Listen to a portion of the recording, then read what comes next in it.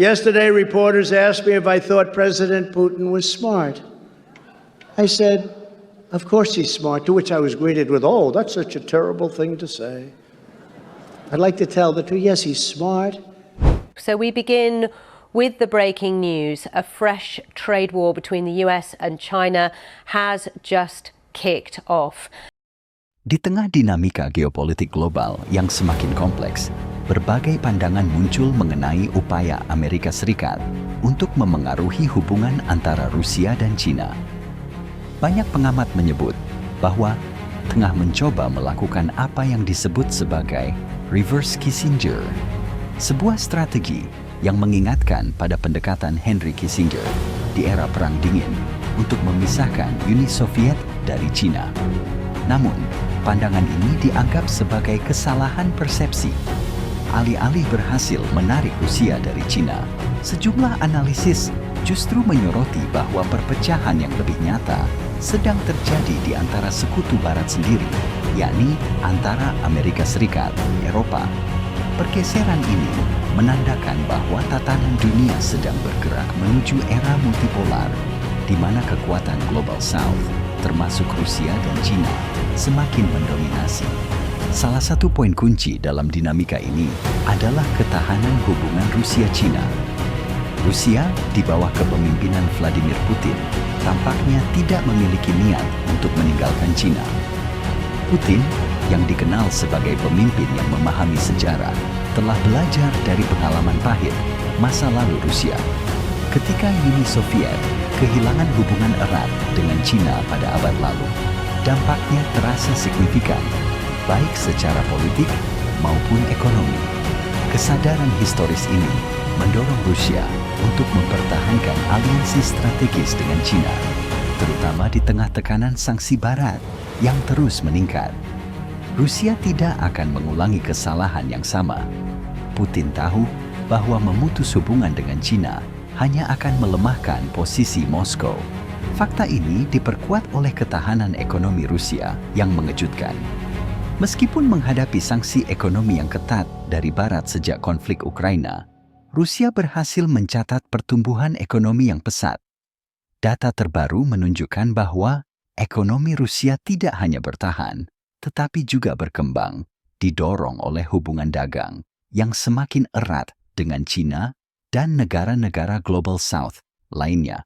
Hal ini menunjukkan bahwa sanksi Barat yang awalnya diharapkan dapat melumpuhkan Rusia justru gagal memberikan dampak signifikan, sebuah tanda bahwa kekuatan ekonomi Barat tidak lagi sekuat yang diperkirakan.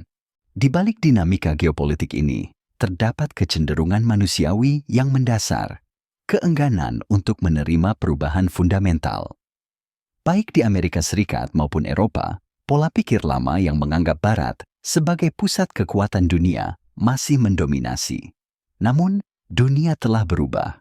Tatanan unipolar yang dipimpin Amerika pasca Perang Dingin kini digantikan oleh tatanan multipolar, di mana kekuatan seperti China, Rusia, dan negara-negara berkembang lainnya mulai memainkan peran besar. Marco Rubio, Menteri Luar Negeri Amerika Serikat, yang baru dilantik, bahkan secara terbuka mengakui realitas ini dalam salah satu pernyataannya. Ia mengatakan bahwa dunia sekarang multipolar, dengan banyak kekuatan besar yang bersaing. Namun, strategi Barat untuk menghadapi perubahan ini tampaknya gagal. Upaya untuk mengisolasi Rusia dan China melalui sanksi, friendshoring, mengalihkan rantai pasok ke negara-negara sekutu, dan de-risking, mengurangi ketergantungan pada negara lawan, tidak mampu menghentikan kemajuan kedua negara tersebut. Sebaliknya, langkah-langkah ini justru mempercepat penurunan pengaruh Barat.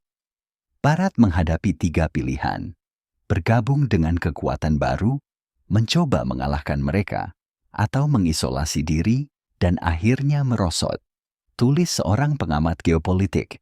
Namun, opsi kedua dan ketiga tampaknya tidak lagi realistis, mengingat keterbatasan kekuatan ekonomi dan militer Barat. Dalam skenario ini, Eropa tampak menjadi pihak yang paling rentan. Berbeda dengan Amerika yang masih memiliki ruang untuk bermanuver, Eropa dinilai tidak siap menghadapi perubahan dunia. Kurangnya kekuatan militer mandiri dan otonomi ekonomi membuat Eropa terus bergantung pada Amerika sebagai mitra senior. Namun, ketergantungan ini justru merugikan kepentingan Eropa sendiri. Para pemimpin Eropa seringkali dikritik karena sikap naif mereka dalam menghadapi realitas geopolitik baru. Eropa terjebak dalam delusi supremasi Barat yang sudah usang, ujar seorang penulis Eropa yang kecewa dengan arah kepemimpinan di benua tersebut. Kesombongan Eropa ini, yang bahkan melebihi Amerika dalam beberapa hal, diperparah oleh kegagalan mereka untuk beradaptasi.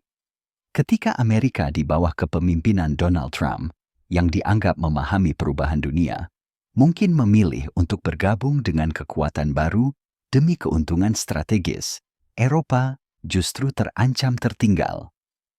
Eropa akan menjadi pihak yang kalah dalam tatanan multipolar ini. Mereka tidak memiliki visi atau keberanian untuk mengambil langkah besar, tulis seorang analis. Akibatnya, Eropa kemungkinan hanya akan menerima sisa-sisa dari tatanan dunia baru, sementara kekuatan seperti Rusia, China, dan Amerika terus mendominasi. Harga yang harus dibayar Eropa atas kegagalan ini tidaklah kecil. Tanpa kekuatan militer yang signifikan atau otonomi ekonomi yang kuat, Eropa tidak mampu melawan pengaruh Amerika maupun China.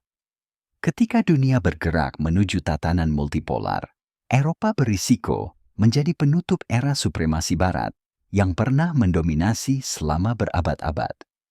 Pergeseran geopolitik saat ini menegaskan satu hal. Tatanan dunia lama telah berakhir.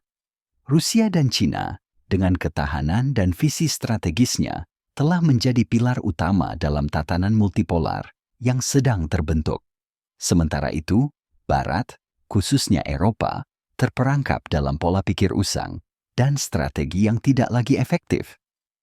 Bagi Amerika, peluang untuk bergabung dengan kekuatan baru mungkin masih terbuka, tetapi bagi Eropa, masa depan tampak suram kecuali ada perubahan drastis dalam pendekatan mereka.